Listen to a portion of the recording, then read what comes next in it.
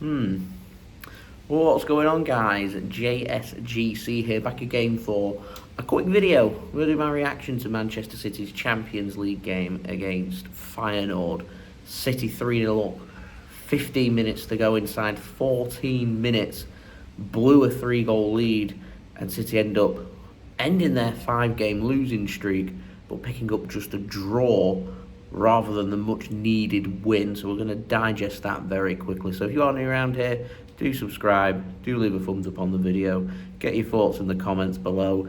Do go and check out my social media links in the description, and also don't forget to go and check out today's video sponsor, which is brought to you by Football Prizes, where you can go and be in with the chance of winning 2 hospitality tickets to the Manchester derby at the Etihad Stadium, with Manchester City taking on Manchester United. 15 instant prizes to be won. Links and details there in the description, and a big thank you to Football Prizes for sponsoring this video. So then, let's digest this result for Manchester City, because first 75 minutes, no problems at all. Normal Manchester City, normal service resumed. 3-0 up. The team looked confident from 3-0 up. Pep makes the substitutions because obviously feels like the game's near enough done. I still think competitive substitutions are made. McAtee's a decent player. Simpson per se is young. He's learning. I still expect Manchester City to get the job done, and the job doesn't get done. City concede 1, and seems to be a repeat of what's been happening during these 5 games that we've lost, where Manchester City concede once, and the heads drop. Second goal, poor goal to concede. Third goal, a really poor goal to concede. The defence all over the place. I think City a little bit unlucky in the third goal, with Ederson putting it onto the post, and ended up following up to the Feyenoord striker to tap in. But in football, you make your own luck, and Manchester City at the moment seem to not have some luck on their side. But you've got to battle, you've got to fight, you've got to try to win every single ball. You've got to be passionate about keeping clean sheets. You've got to be passionate about being able to tighten a game up and get that job done. And Manchester City ultimately haven't been able to do that, and because they haven't been able to do that is exactly why they've ended up dropping points. And in terms of just the Champions League here for Manchester City, looking at the league table, I'm thinking that Manchester City now are going to have to go to Turin in a couple of weeks' time and beat Juventus. They're going to have to go to Paris in January and beat PSG as well if they're wanting to finish in the top 8. Otherwise, they're going to have to settle for the playoff, which means Man City already playing an extra 2 games in the Champions League are going to end up playing an extra 2 more on top of that, which to me, not great. Not a situation that we want to be in. We've got to learn from that and move on. Liverpool coming up next. That's going to be difficult, away from home as well. It'd be very Manchester City to learn all of our lessons, tighten everything up and win that game. I'm not confident that that's going to happen, but you've just got to keep believing and hope that Pep and the team can turn things around. Obviously, Pep scratching his nose, scratching his head. Looks like he's a million miles away from knowing what the solution is for Manchester City. And ultimately, I think a lot of City fans are probably very concerned about the situation we find ourselves in right now. So, to me, honestly, the players, the coaching staff, everybody at the club really take accountability for themselves, really apply themselves and look to try and end this streak, because looking at the next 6 fixtures for Manchester City, not easy. Liverpool away coming up. We've got a game against Nottingham Forest at home next midweek. Nottingham Forest in good form, not going to be easy. Got a game coming up then against Crystal Palace away from home. You've got Juventus away. You've got Manchester United at home. Aston Villa coming up as well. These are not easy games, so this could get a lot worse for Manchester City, and the schedule starts to repeat itself from around the end of January. So at the moment, you've got to manage your expectations. You've got to manage what you're dealing with, and the first thing that City have got to focus on now is, I know it's only a little bit of a positive, and it does feel like a defeat for City, but 5-game losing streak's over. We managed to not lose this game. We really should have won this game.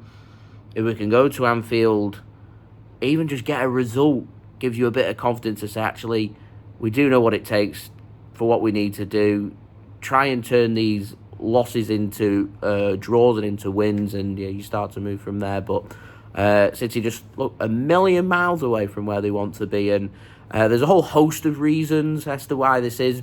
Can't really pinpoint as to one specific reason, but this game to me feels like a defeat, and incredibly disappointing to be 3-0 up, first team ever in the Champions League to be 3-0 up, hitting the 75th minute and not coming away with the win. City used to breaking records under Pep Guardiola, but over the last month or so, breaking records that they really don't want to break.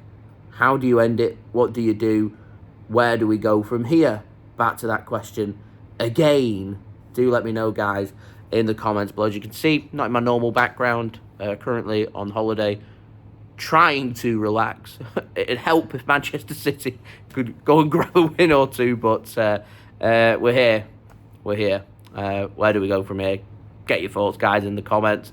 Don't forget to subscribe as well if you are new around here. Social media links in the description too if you want to go and check out my Twitter, Instagram and TikTok. Don't forget to leave a thumbs up. Email also in the description too if you want to hit me up for any sponsorships or any videos or any general business inquiries. And a big thank you to Football Prizes for sponsoring today's video, where you can go and check out the Manchester Derby tickets, 2 hospitality tickets for that big game between City and United. Go and check it out. Links and details there in the description. And a big thank you to Football Prizes for sponsoring this video. And I'll see you all again real soon. So I've been JSGC. Thank you everyone for watching. I hope everyone is safe and well. Peace. Ciao for now. I did forget to mention, so I'll just briefly add it in here at the end of the video. Apologies for the low production. I don't have my laptop, so I'm having to edit everything off my phone, which makes things more complicated. But I think just looking ahead towards that Liverpool game, I think players obviously are going to be doing a lot of reflection, regrouping and resting ahead of that game. But I think if I was in charge and looking towards that Liverpool game, I think I want to see City really tighten things up at the back, keep it a really close, narrow game, and I think that's our best chance of success at Anfield, trying to restrict space. So I think if I were City, I'd be looking for a lot of physicality, in particular at the back. So Walker's form isn't brilliant. Rico Lewis's forms, I think, started to dip. So I think if it was me, I don't think John Stones is going to be fit. So I'd be tempted to go with 4 centre-backs and try and go with a back 4 rather than keep trying to invert and go in with the back 3 and things looking a little more complicated. I think I'd just go and set up with a back 4, put Akanji on the right-hand side, Josko Gvardiol on the left-hand side, who over the last couple of weeks, his performances defensively I don't think have been his best. As Pep said in his press conference after the game, though he's young, he's learning. It's going to happen. After all, he's a centre-back rather than a left-back or a left-winger or a defensive midfielder, or asking him to do 3 or 4 different things when traditionally he is a centre-back. I'd go with Ruben Dias. I think we're needing a bit of leadership at the back. I think he would provide that. So I'd start him, and I was impressed with Nathan Ake yesterday. He looked much sharper, so I'd start him as well at centre-back. And I might be tempted to also put Ortega in goal rather than Ederson. Ederson's conceded 7 goals in 2 games. He's conceded 7 goals at home as well, with obviously 2 home games here that Man City have lost to Spurs 4-0 and blown a 3-0 lead against Feyenoord. So, yeah, as I said, get your thoughts, guys, in the comments below, and I'll see you all again real soon.